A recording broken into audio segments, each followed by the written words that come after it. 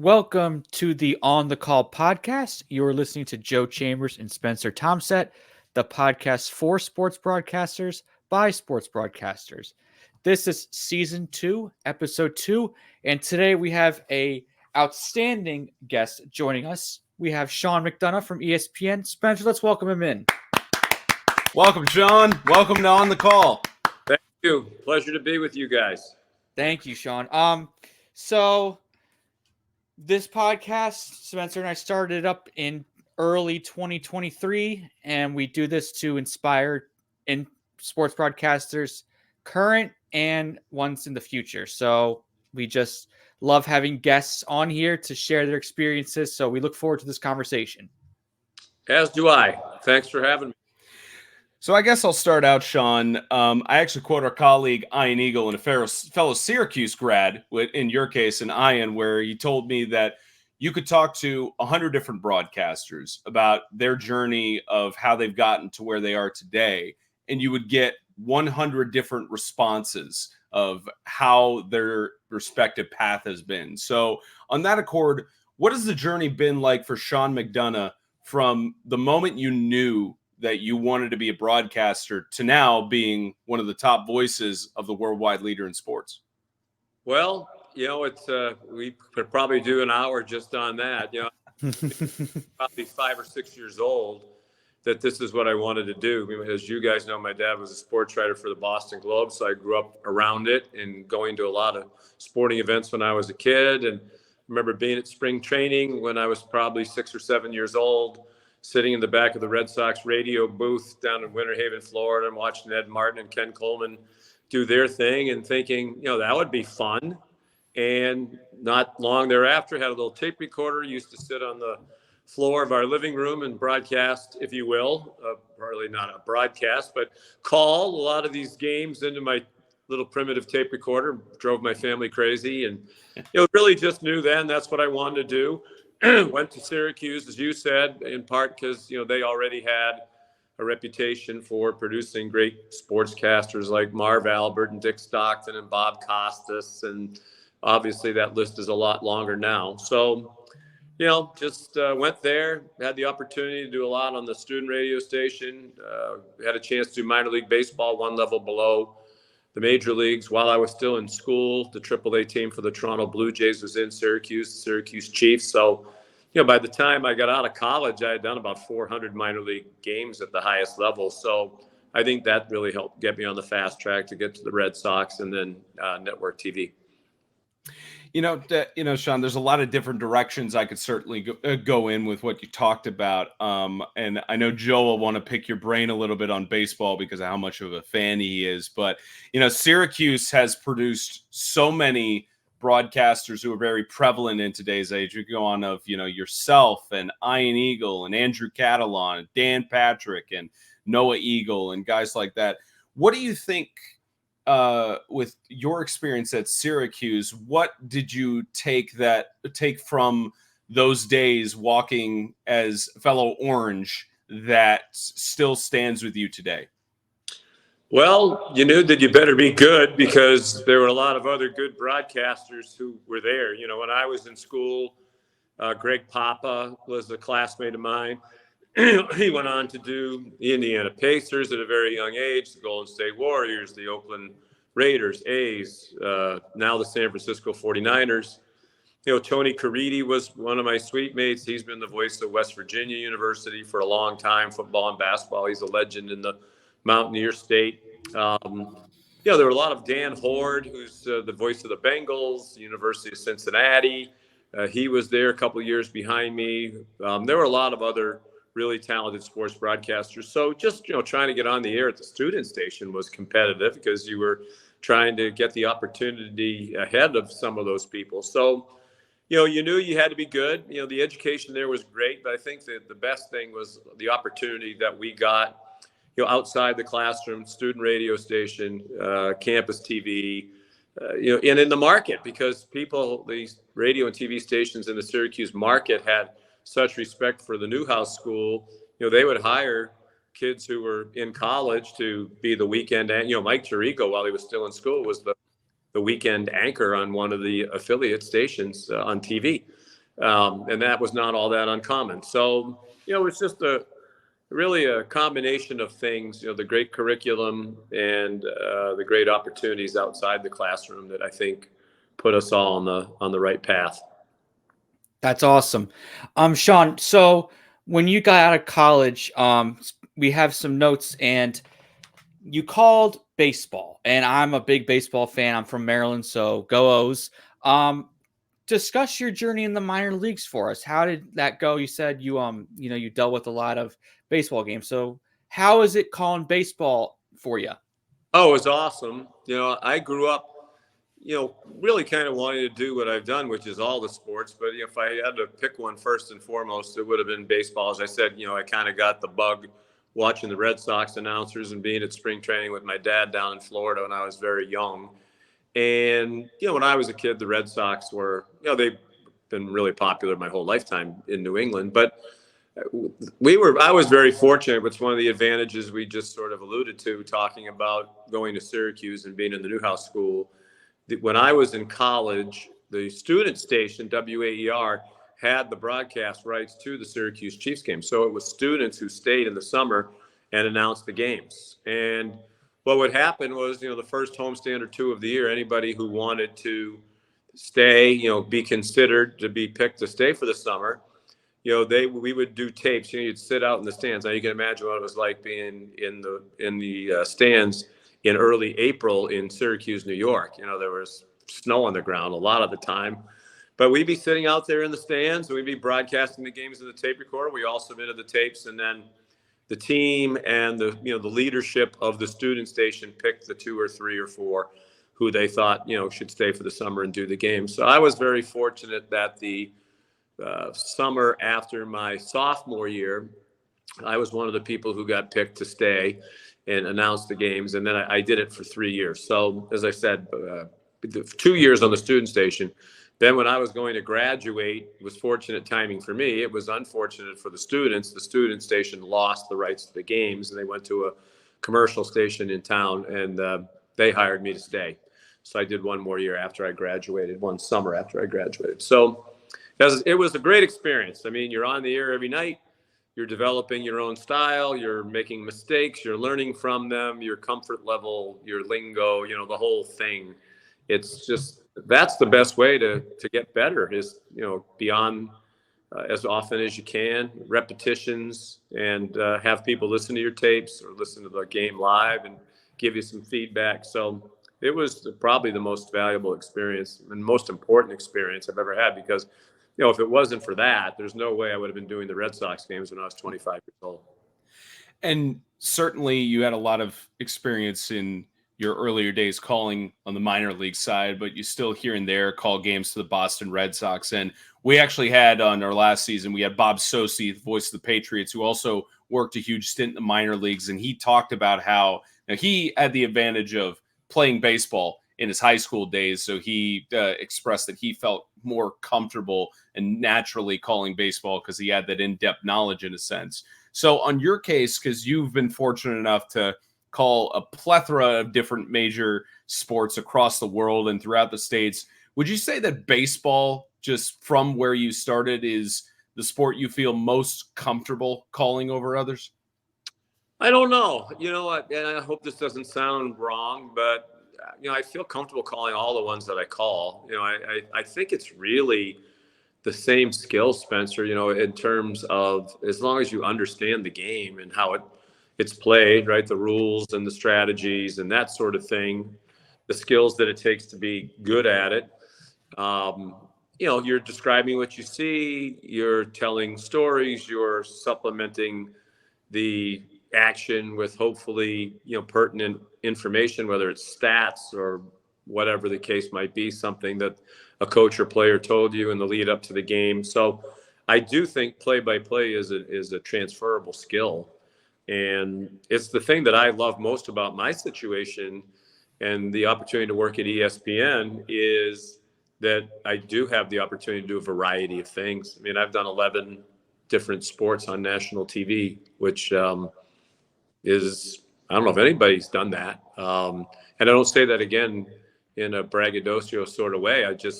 I say it that I'm so grateful for the opportunity to have done all of these things.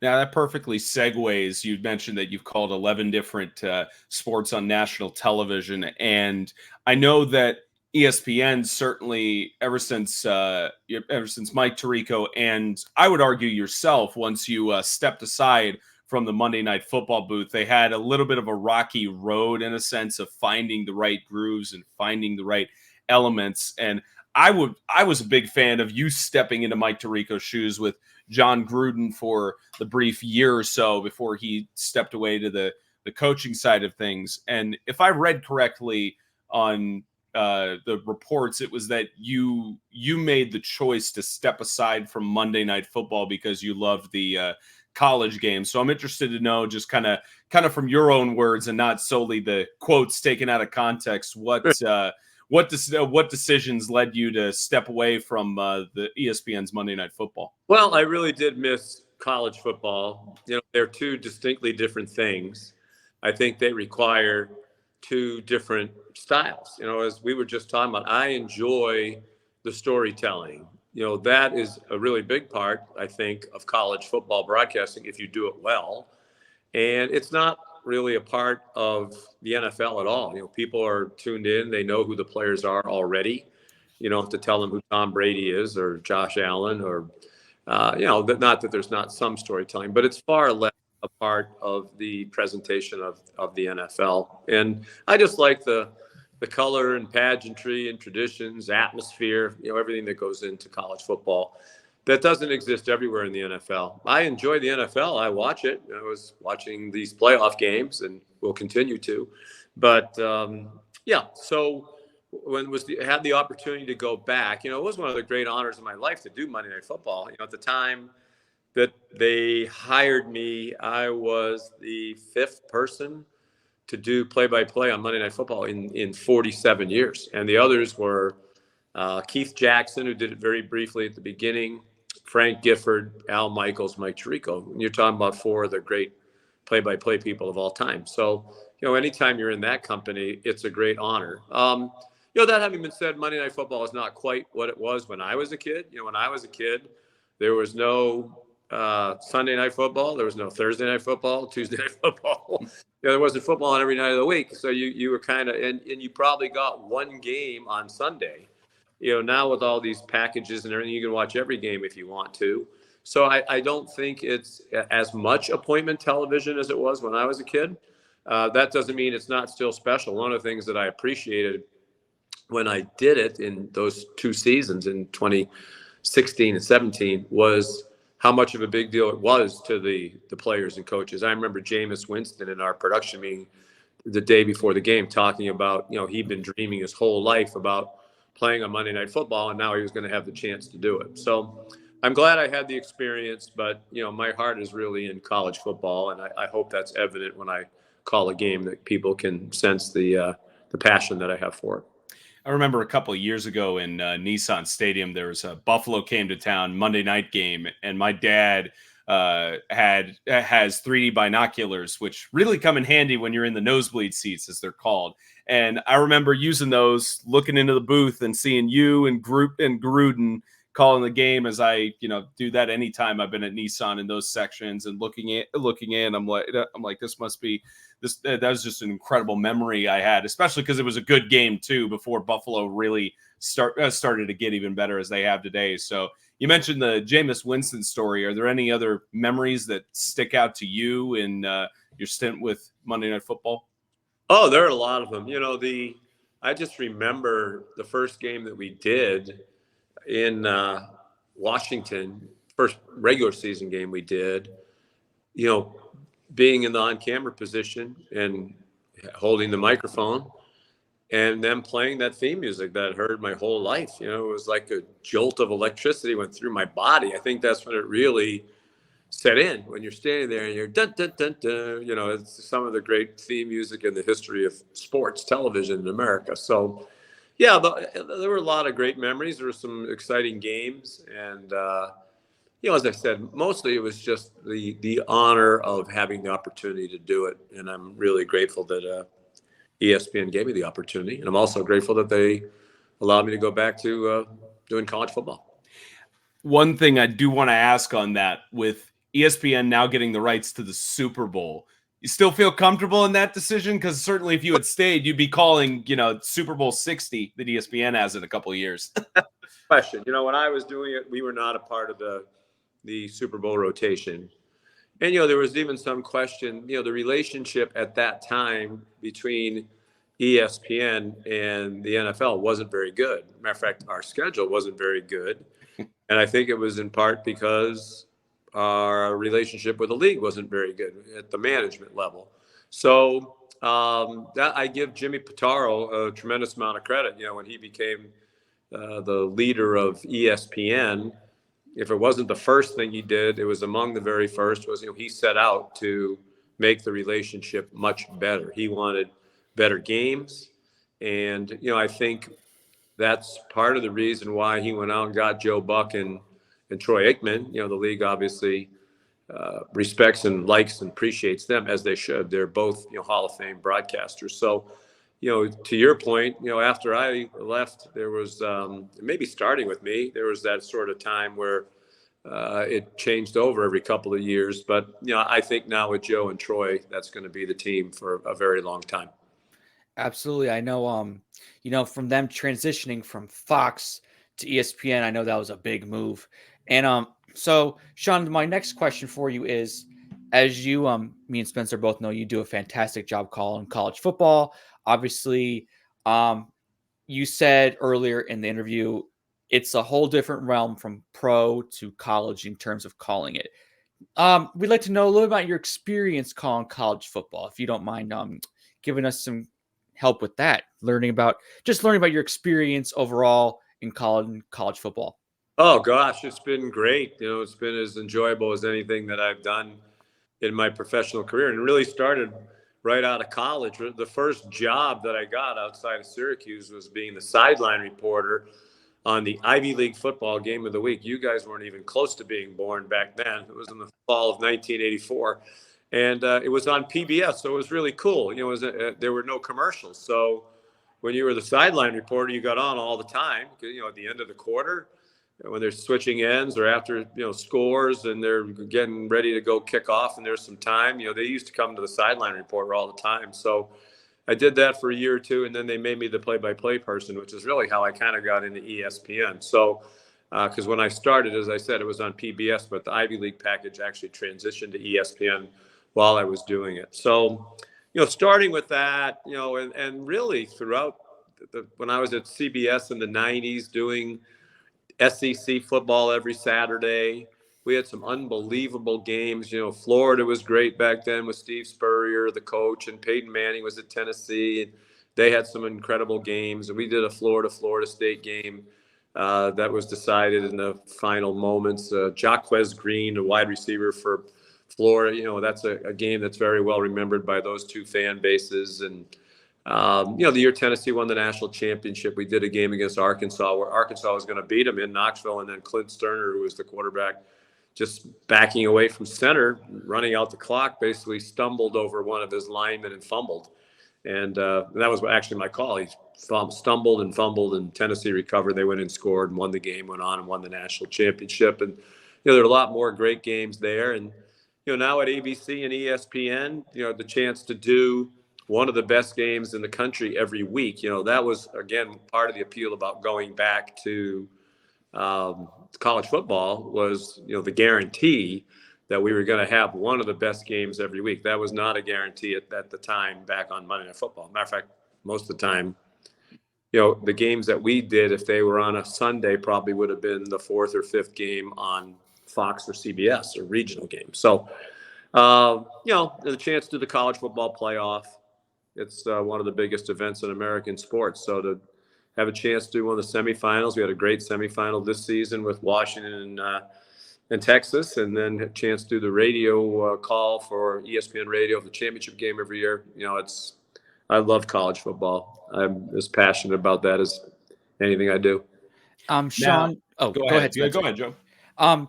You mentioned how, again, as I mentioned again, when you're calling college football, do you do anything when you were calling pro and college, is there anything in your routine before the games that you did differently from college that you did in the pros, or is it kind of similar, same way you like the mindset, or like maybe like eat a certain meal, get a certain drink? Is there anything you do like that? No, I like the same foods and beverages, whether I'm doing college or pro, but it is a good question. The preparation's a little different. As I said, a lot more of the storytelling, a lot more of the preparation for college football is the storytelling, learning biographical information about the players. We call it humanizing them, giving people who may not have watched Utah play during the year a reason to care about the quarterback. We had Utah Northwestern in the Las Vegas Bowl at the end of this past season, and there are a lot of great stories on both sides, and we actually talked about that in our production meeting, that, it was probably going to be close to 50-50, chronicling the game and covering the football part of the game and why did that play work and why are they having success or not having success with the analysis part of the football. But there was also, a lot of storytelling that needed to be done, especially Northwestern. They hadn't really been on national TV much during the year, and they were one of the great stories in college football, from a preseason scandal, coaching change, where it looked like they might not win a game. I mean, they only won one game the year before, and then they had this nightmare, to winning 8 games, as it turned out, making a bowl game, which I didn't think anybody would thought was possible before the season, except maybe the Northwestern people themselves. So, there's much more research done on that, where when you do an NFL game, it's really, I think you're much more into the football part of it and the strategy, and that sort of thing. So as a current student at the University of Alabama, certainly I am obligated to love college football as well. And I feel like I would be remiss if I didn't get, as in essence, one of the top voices of college football on television, to get your thoughts on Nick Saban's retirement and the newest head coach of the Crimson Tide, Kalen DeBoer. Well, I think they made a great hire in Kalen DeBoer. I'm not surprised Coach Saban retired. I mean, I don't think he has anything else to prove. He could try to win another national championship. He came relatively close this year, making it to the playoff. But, it's always been a hard job, and it's a lot harder now with transfer portal, NIL, and it's not just going into the portal and bringing in people from other schools, players from other schools. It's trying to keep your own players and figuring out how you do that and which ones you want and who you don't really care. And then part of it is a budget exercise too, right? Because, I mean, if you're keeping your own players, most of the really good ones are going to want money to stay, NIL money to stay, because if they go in the portal, they're likely going to get it from somebody else.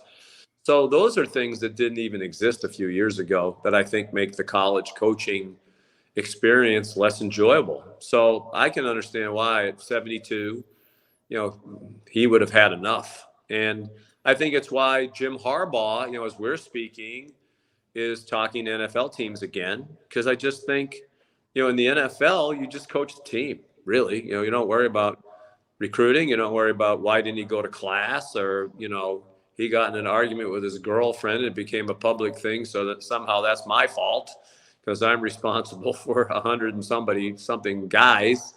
So I totally understand why coaches would rather coach in the NFL than in college football, as much as I love college football.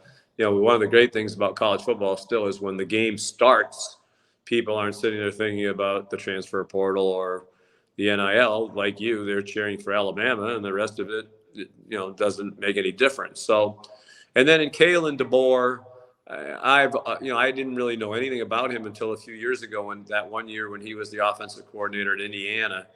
And I was super impressed in our meetings and, reading his bio. He had been the head coach at the University of Sioux Falls. He was 67-3. I mean, it's ridiculous. Mm-hmm. He won 3 national championships.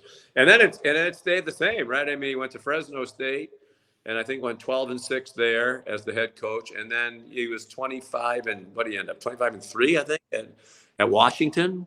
So the record is absolutely ridiculous. I mean, in a good way. And I think he's an even better person in my experience around him. and talking to people close to him. You know, I don't know if you've met him, Spencer, but he comes. Not yet. Yeah, he comes across as a sincere, you know, likable, low ego person, you know, and I think he is all of those things. And I think he's a tremendous football coach. So I think they made the best possible hire.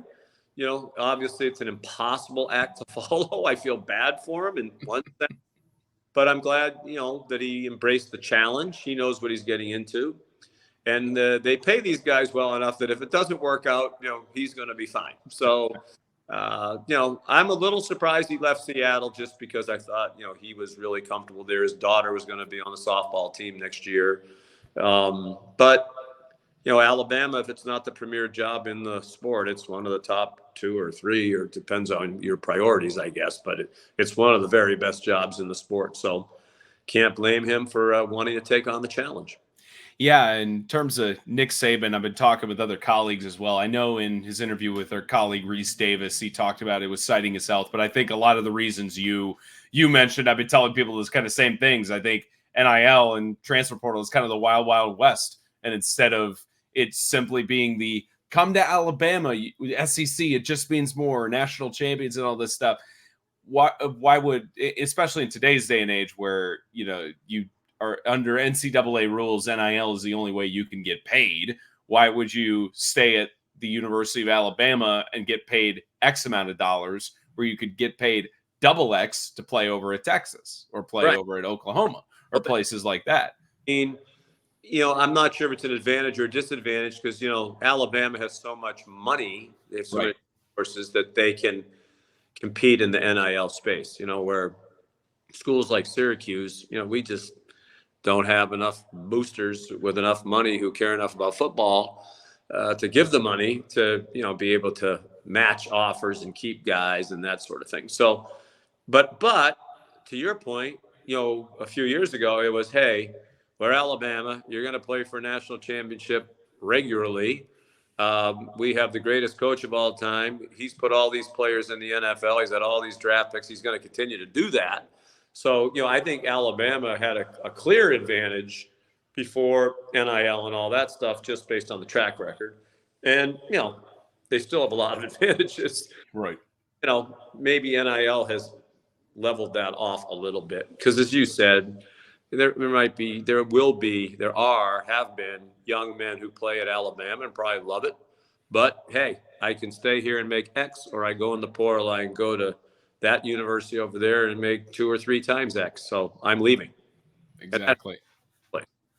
No, yeah. And I think another part of it as well that some people might not be talking about as much is that the divisions going away in the SEC are part of it, as well as Oklahoma and Texas coming in. I think maybe, just maybe, that loss to Texas had an influence on it. Because if you think about it, with the way the SEC used to be, it's you have the 2 football divisions, top ones go to the championship, but now with conference realignments and everything that's been going along with it, there's not necessarily as much of a chance because now you look at Bama's schedule for the fall, they got to play Oklahoma, they got to play Georgia, they have to play Texas every year, they got to play Auburn every year and other SEC schools. So with all of these things realigning, that's where I'm thinking as well, what's the clear path to sustaining that success and clear path to winning the SEC, you know? Right. Yeah. You know, I just think, as I said, I haven't talked to Coach Saban about it. I don't know him very well. You know, we've done a bunch of their games over the years, but he's, you know, we're certainly not close friends or anything. So I have no inside information, but, you know, I would just think, you know, what more can you do? Right. And you're in good health. You know, I'm sure if he wanted to, he could come to ESPN and be on College Game Day and make a very nice living and do a lot less work than he does right now and have a lot less stress and have time to go around the world with Miss Terry the rest of the year and do some really fun things. So I think he made the right decision and, you know, congratulate him on a legendary career. You know, if not the greatest coach of all time in college football, I don't know who you'd put ahead of him. So, in part of that as well, so obviously with the conference realignments and the college football playoff expanding to 12 teams, I'm sure you're going to be a lot more busy a couple more weekends out of the year than you usually are. When depending on how, as we're talking, the TV part of the expanded playoff has not been decided. So, right, yeah. That's that. As we, even as we discussed as recording this, there's supposedly Fox and Apple and Amazon, and everybody's trying to get some pieces of it in that regard. But I'm wondering your kind of thoughts on the way the college landscape has changed, especially as someone who loves college football. Because certainly at ESPN, you've got at least some insiders with, Pete Thamel. You could probably text him and get instant updates on some things. But I'm interested to know what your thoughts are with the way that the landscape has played out, even though it's not finalized in a sense. But your kind of thoughts on playoff expansion, conference realignment, just your thoughts on where college football is right now. Well, I really don't like conference realignment, but, it's a reality that we all have to deal with. I think it's a shame. I remember talking to Kyle Whittingham, the Utah coach, when we did that Vegas Bowl that I mentioned earlier, about them, going to the Big 12 and the Pac-12 falling apart. And he kept saying, it's a shame. It's a shame. It's a shame. It is a shame.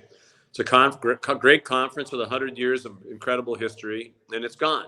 So, and geographically, when I was in college, and, I don't mean to sound like yelling at windmills and, when dinosaurs roamed the earth was when I was in college. But, conferences were basically by geography and by institutions that were like-minded academically and that sort of thing. And now it's just a hodgepodge of stuff, and, the geography is completely out the window. I do agree with, the Chip Kellys of the world and some others who have said basically, we've screwed up the rest of college athletics because of football. They really should put football off to the side, make it separate so that soccer and field hockey and swimming teams, don't have to travel across country, that those schedules could still be regional. Football, you're only playing one game a week, for 12 weeks and half of them are at home. So you're really only talking about 6 trips. A lot of these other sports, these teams play way more games, and so there's way more. It doesn't make any sense. So I think it's a shame. I went to Syracuse in the days of the old Big East. I thought it was the best college basketball conference in America, even when it was demolished there a decade or so ago. And I think it's a shame that the Syracuse-Georgetown rivalry really does. They still play each other, but it's not the same. And it's still like they play Wake Forest and some of the Georgia Tech, and big deal. Where's Providence? Where's Seton Hall? Like the good old days. So it's. I just think it's a shame, but it's the reality, and it's still pretty darn good.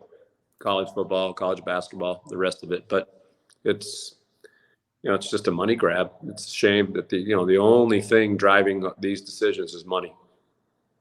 Absolutely. And Sean, when you mentioned the conference realignment, being myself from living in Maryland, with Maryland jumping from the ACC to the Big Ten, and now the Big Ten's adding in like Oregon and UCLA and all this, and it's just like the East Coast to the West Coast. But I do, when you made the point about it should be just football, like Chip Kelly said, I think that's a very good point, because if you look at it, like you said, also you got to look at the school's budgets. Obviously, other sports are budgeted higher compared to some where they're lower, as we all know. So it's just, it's crazy. Well, I agree. I think that's the way it should end up. I don't know if it will. I mean, there's not a lot of common sense prevailing these days in college athletics. And the NCAA is kind of, I don't want to say it's powerless, but it's, for a lot of factors, it's a non-entity. So, I don't know who's going to drive the bus to make that happen, but it should happen. I mean, football can stand alone. There are fewer games. They're all really meaningful. They're all on national TV, which the soccer teams and field hockey teams and the rest of it, water polo teams, aren't on national TV. So, I think it'll happen eventually, but it takes some leadership. I'm not sure where that's going to come from. One last thought on the college football side, especially because again, we talked about, this deal is still being negotiated. Whether reports are, and I know you probably can't speak too much to it as they're your employer, or more so. There's, I mean, I'm say not again. negotiations, so selfishly, I hope ESPN gets the whole thing, but I don't know what's going to happen. Yeah, but I guess your thoughts on the college football playoff and its expansion, especially where there's this weird line of the NCAA saying we care about player safety, we don't want to add as much games, but then the CFP is also saying, all right, we're going 12 teams, we're making it deep and everything. So I guess your thoughts on the CFP. Well, the goalposts, no pun intended, have moved a little bit over the years, right? The BCS is perfect. We only need 2. Oh, wait a minute, we're doing 4. Okay, 4 is perfect. All right, now we're doing 12, as you said. Okay, never mind the extra schedule and finals and all the other stuff that were negatives, which I never understood, because they were doing 16-team playoffs at the other divisions of college football. They take finals, and there's more wear and tear on their bodies too. So I'm glad it's 12. I was in favor of at least 8, and I think for the reason we saw this year with Florida State. I thought they got a bad deal. Now, I think they handled the aftermath of it terribly, and my sympathy for them was reduced greatly in the aftermath of it all. But yeah, they have a legitimate beef, but they were deserving to be one of the 4, and they didn't get in. If you're number 13, sorry, right? I mean, don't be number 13. Be in the top, be comfortably in the top 8. You don't have to worry about it, right? Once you get on the border, but 12 is more than enough, and there's room for the group of 5, and I think it's a good model. So I'm in favor. I understand the argument that some made, like this year, Michigan and Michigan State.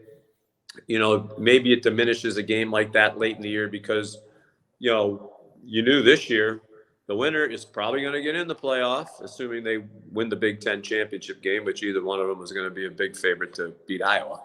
And then, and the loser probably isn't going to be in it. So, that made that regular season game really meaningful. Whereas, if it happens next year the same way, well, they're both going to be in the 12. So it's not that big a deal. So I understand both sides to it, but I think ultimately determining the national champion in the fairest way should be the highest priority at that point. And I think 12 is a good number. That sounds like a good idea. I mean, I remember like the top 2 teams for the BCS.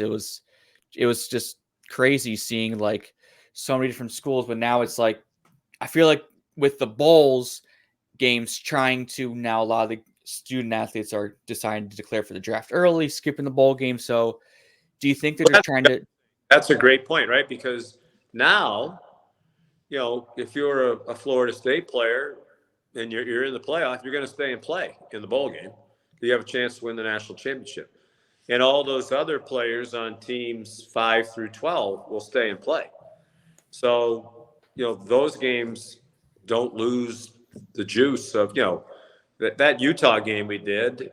I think they had 8 players opt out. In addition to, they had a bunch of guys hurt. They had guys playing who hadn't played all year. They had guys starting on defense who had played 7 defensive snaps the whole season. So I do think that'll help as well, at least with the games that are within the playoff, is you'll see the players stay and play in the playoff rather than leave and not play in bowl games. Absolutely. The next thing I want to point at, Sean, is you've done a lot of great NHL calls as well. If you don't mind, just take us through your NHL experience and how that's like, obviously different pace than, football. So we'd love to hear about your NHL experience. Just because, the game is super fast. We had been out for 17 years. I think ESPN had it. Then we lost it. NBC had it for a long time. We got back in 3 seasons ago.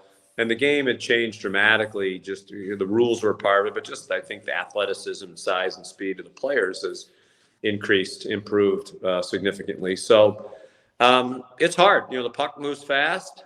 And, not to be an excuse maker, because, people don't care when they watch, but most of these broadcast booths that we're from are dangling from the ceiling. I tell friends of mine who go to Boston Bruins games, buy a ticket in the last row of the balcony. You consider that the worst seat, and then look behind you and further back.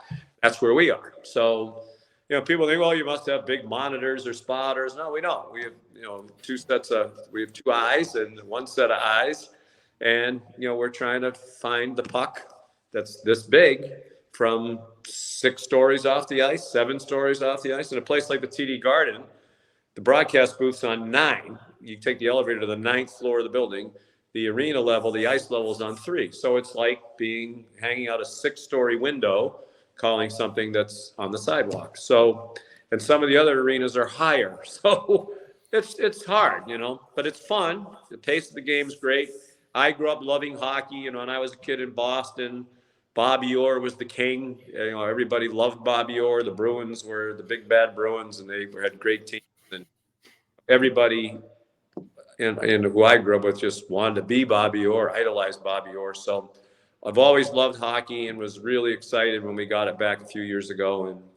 And the powers that be, Jimmy Pitaro and Norby Williamson and Mike McQuaid, Mark Gross were nice enough to, Linda Schultz, offer me the opportunity to do it.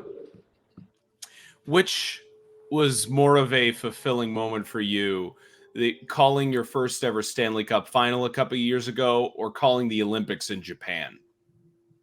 Oh, gosh, that's a great question. I would say the Stanley Cup final. The Olympics were great, and that particular Olympics in Japan in '98 in Nagano was historic from a hockey standpoint because it was the first year the NHL players were allowed to play. It had always been amateurs, even though the Russian teams a lot of those years were not amateurs. It was like their full-time job, the Red Army team. But it was the first year the NHL guys played, and it was the first year that there was women's ice hockey in the Olympics. And it was a great U.S.-Canada final that the USA women won. And 2 of my best friends were the coaches for the USA, Ben Smith and Tommy Mudge. So it was fun to be there and see them experience that. So that was a great thrill. But, if growing up, if I was going to dream about calling something in hockey, it would have been the Stanley Cup final. And, to have a chance to do that. It's funny. Some of the NBC people said to me, you're going to think you're so fired up to do the Stanley Cup final. And by the time it arrives, the Stanley Cup playoffs are so grueling, you're going to be exhausted and you're just going to want it to be over. I'm like, oh, baloney. And then when it gets there, it is a real endurance test because, it's 2 months and it is every day, every other day. You're either usually on the air doing a game or you're traveling. It's not that often where you're just sitting someplace with a day off. Sometimes you get a little deeper in the playoffs. There's game 1 and 2 in a city. There's a day in between. You have that day. But for the most part, it's go, go, go, go, go. And it really is an endurance test, physically, mentally. But adrenaline's a great thing. And, when you have a chance to call the Stanley Cup final, it's a dream come true. And you mentioned a couple of years ago how the NHL picked back up the package. There were rumors about NBC with dissolving NBCSN and deciding to step away where they wanted to go in a different direction. And now ESPN and TNT have that split deal for a couple of more years. So what was that like for you, not only seeing that, but the moment you got the call from your bosses saying, hey, Sean, we trust you. We know your experience. We want you to be the lead voice? Well, it was kind of an agonizing wait because, I had heard that we had the NHL coming back. And, at this stage in my life, I'm going to throw my hat in the ring. And so, I reached out to Jimmy Pitaro and told him, I would love to do this. And he said, thanks for letting me know. He said, I'm going to be involved, but Norby Williamson is basically going to take the lead on this.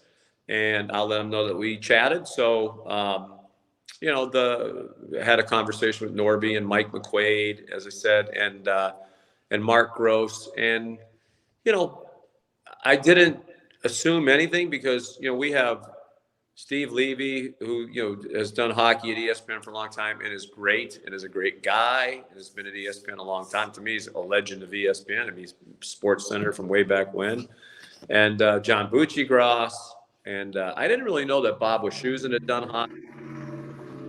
Bob does hockey and does it extremely well. So, there were a lot of other in-house candidates. So I was very grateful when they gave me the opportunity to be the lead play-by-play person. And it's a blast. It took me a little while to kind of get my hockey rhythm back, as I said, just because it's so much faster. So it used to be you could look down at your notes and find, a nugget or something, and you can't take your eyes off the ice now because you look back up, you don't know where the puck is, and it might be in the net. That's a very good point. It's like it's similar to calling locally in Maryland, the game of lacrosse. It's like you never know where it is because sometimes I would be doing video for them as a manager, and I'm like, where's the ball? I can't even see it. So I totally get that point. Yeah, there are times, to be honest, I don't know exactly where the puck is, right? It's hard. It's small. You're, as we said, in a lot of places, high off the ice. I love the arenas where there's actually a low booth. There's not many of them, but Vegas, New Jersey, you're basically right in the stands. Pittsburgh, Dallas is lower. It's not as low as those other places, but the vast majority of them, you're way up. So, a lot of times you learn it's really clues, right? I mean, you try to. I'm told Mike Emmerich had the phrase, and it did not go or would not go, right, when the puck was around the net. And that was his way, I think, of saying, I know it didn't go in, but I'm not sure why. I don't know did he miss the net? Did somebody block it? Did it hit the post? Did the goalie stop it? Because sometimes from where we are, you can't tell. So I need an expression like, and it did not go, just to kind of cover me when I'm really not quite sure what's going on. Gotcha. Sean, so one of the things that Spencer and I did was we met through the National Sports Media Association in 2021 of December. That's how we met and connected. What does the National Sports Media Association mean to you? Oh, it's a great organization. Dave Gorin, who runs it, has been a friend of mine way back. He's another Syracuse guy from back in the day. He does a tremendous job. It's meaningful to me. I mean, my dad was inducted into the Hall of Fame as one of the sports writers. And he actually found out that he was back in those days, it was just one sportscaster and one sports writer a year went into the Hall of Fame. And he found out on the day he died. He had a message from Barbara Lockhart from back then it was the National Sportscaster and Sports Writers Association. So they've shortened it to the National Sports Media Association. But it was a great thrill for my dad. He wound up dropping dead of a rare heart disease that night. But my brother was there when he heard the message, so he knew. So, it was very emotional for me to go to the banquet a few months later and accept it on his behalf, on behalf of our family. And, I've been there a few other times. I was there to present Bill Raftery when he went into the Hall of Fame. I did that together, and that was a lot of fun. And, it was a great honor for me. This year, I was one of the 10 finalists for the National Sportscaster. I didn't win. Kevin Harlan did, but I didn't really care if I won. There's so many, there are thousands of sports broadcasters in America and so many great sports broadcasters. The fact that your peers think enough of you to have you among the 10, especially with the other people who were in it, it was just a real thrill for me to be one of the 10. So I think it's a great organization. They put on, as you guys know, a lot of forums and educational programs and do a lot to help people in our business. I think it's great that they recognize, people in every state. There's a sportscaster and sports writer of the year in all 50 states. And it's a thrill for them to be recognized, and they should be. So it's a great organization. I think it's the most meaningful, organization. I think those awards mean the most. There are other organizations that honor sports writers and sportscasters, but I think most of us think that's the premier one. All right. So those who are listening, 2024, when the voting and nominations come out, Sean McDonough is the only name you can have on the ballot for National Sportscaster of the Year.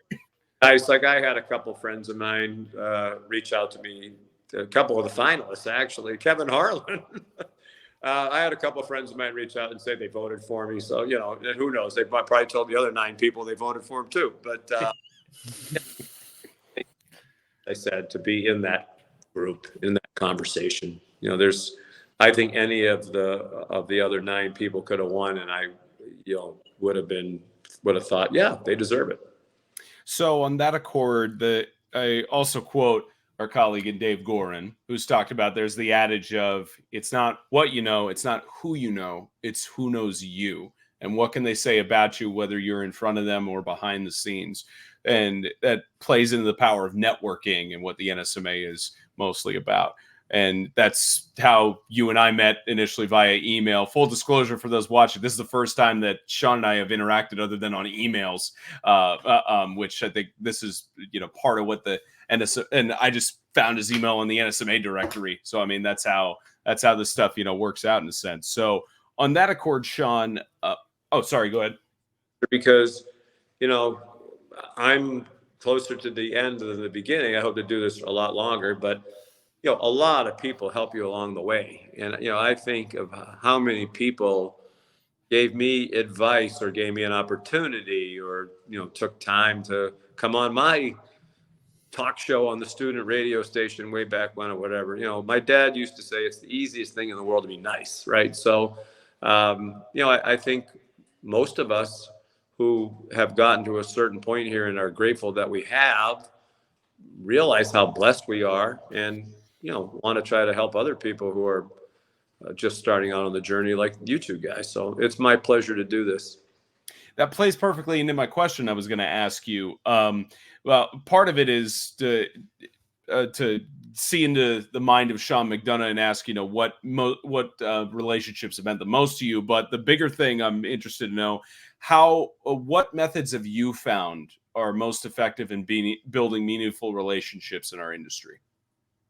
Oh, I just think being a good person, right? I mean, I think that's probably whether it's in our industry or out, right? If you're gonna have great relationships with people, you want to be a good person and be around other good people. It's one of the things I love about my situation. We talk about college football. I love our college football group. I love Greg McElroy, even though he's an Alabama guy, which is a little hard to overcome. Just kidding. There's some fighting words there. Great. And I love Todd Blackledge. I mean, I could have worked with Todd the rest of my life and been extremely happy. I think Todd is as fine an analyst as there is in any sport, not just college football. And he's a great guy. Chris Spielman before him was the same way. I loved Chris Spielman. I'm really happy for his, we keep in touch as I do with Todd. Bill Raftery and Jay Billis back in the day when we were doing the old Big East and ACC Big Mondays, they're 2 of my closest friends still. So, it's that's the fun part of it. It's fun to go and call these games, but it's a lot more fun when you do it with people who you look forward to being with every week. Molly McGrath, I mean, we've become the best of friends. She's a star. She's great on TV, and she's even a much nicer person. So it's a real treat when you get to have relationships like that. You look forward to going every week, not just doing the games, but hanging around with your pals. I couldn't agree more. Sean, that was a fantastic last thing you said about connecting with peers, because me and Spencer were recording episode 1 of season 2. We mentioned how giving back is so important, especially to people that have helped. A lot of people have helped, like you said, you along the way, and the fact that you're giving back to others is awesome. So thank you for that. Well, it's my pleasure. It really is. And as I said, my dad used to say it's the easiest thing in the world to be nice. He used to say it takes energy to be a jerk. And it really does, right? I mean, you see people get agitated about stuff. You're like, wow, why are you so mad? We're very lucky to do what we do. I wake up every day and thank God for the life that I have. And my professional life is a big part of that, to be able to do what I've wanted to do since I was 5 years old and to do all these different things. and to have the opportunity to do the World Series when I was 30, and then the Stanley Cup final when I was 60. I've been blessed beyond measure. God is amazing, and I am grateful to Him beyond measure. He's been better to me than I deserve. So the least I can do is try to hopefully reflect the presence of Him in my life, and radiate some goodness back to other people the way that it's been radiated onto me by people I love and respect and care about. Gotcha. Well, we thank you again for coming on to the podcast. And for those of you who would like to support the podcast, you can visit us on Buy Me a Coffee. Feel That's the name of an actual service. I know you're not active on social media, Sean, but it's like Patreon. Well, there you go. Good luck with that. Yeah, it's if you look it up on the App Store, it's like a yellow app with a cup of coffee. I swear, it's the weirdest thing. Well, all right. Well, good luck. Thank you. Yeah, feel free to visit us on there. You can look us up at the On the Call podcast, and the link to view our page will also be in the description.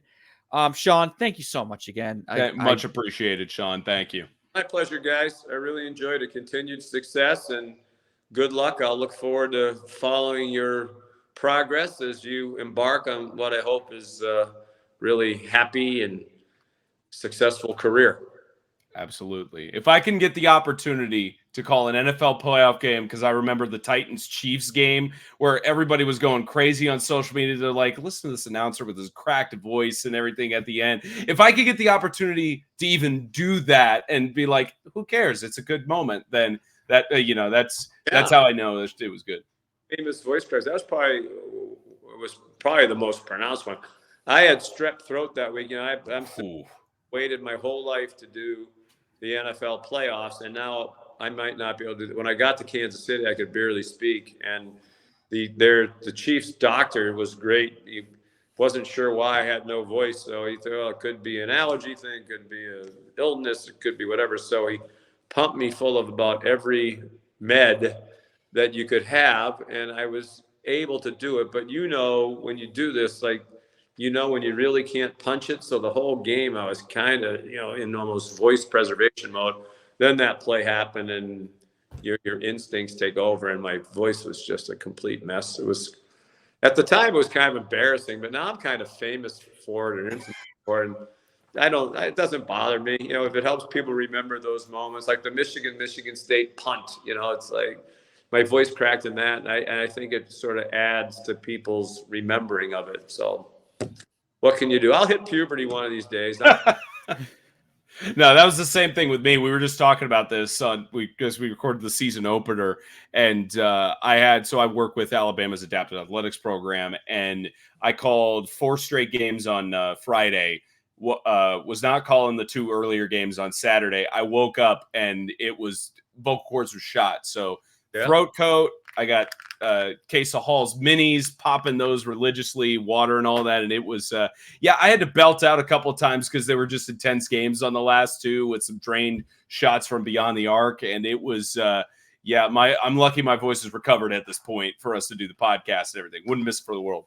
Into the hockey playoffs, and it's the arenas are loud and you're yelling, and it's every night. You're not, sleep is really important. Hydration is really important. And some of those things are hard to do when, you're doing a game, you get back to the hotel at midnight and you're on a 7 a.m. flight. You got to be up at 4 a.m. to go do it. So, taking care of your voice, especially in things like the NHL playoffs where it's all, it's every day and it's super taxing on your voice. It's really important. Gotcha. Well, again, thank you, everyone, and see you next time when Joe and Spencer are on the call. Thank you, guys. God bless. Thanks, Sean. God bless you, too.